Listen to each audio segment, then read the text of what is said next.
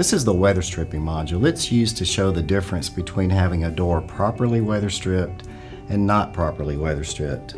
Now, before we get into that though, you first have to determine, do you really need weather stripping? So a good test to do that is to stand inside your home, close your primary door, and then visually just look around the perimeter of the door and make sure you don't see light. If you see light coming in, you have to address that gap.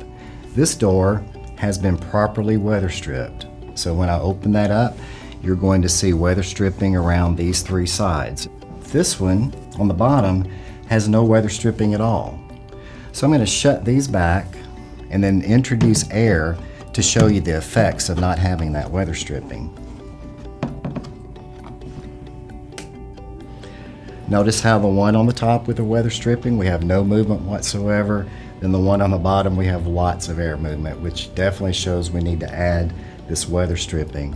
We also have some different examples of weather stripping here. This first one is foam. It's the least expensive. It has an adhesive peel back, and you peel that back and place it around the perimeter. It's a good temporary solution. It may not last as long as some of the others. The second one actually screws in, so it will last until you unscrew it all the way around.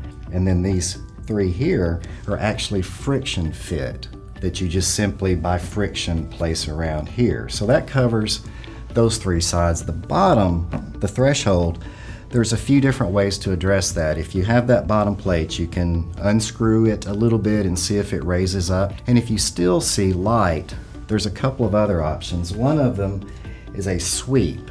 It actually attaches to the outside of the door through a nail or a tack.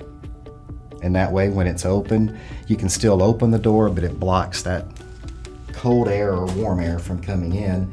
Then another type actually goes on the bottom of the door itself. Now these you have to make sure you buy the proper width because some doors are wider than others, and this actually fits underneath the door and blocks that air from coming inside the house. Since doors and windows do account for 20% of air infiltration, this is definitely something you can address, and you can do it yourself. So simply do the test to determine if you need it, go to the hardware store and install the weather stripping yourself. It's a simple, easy thing to do to save money on your energy bills.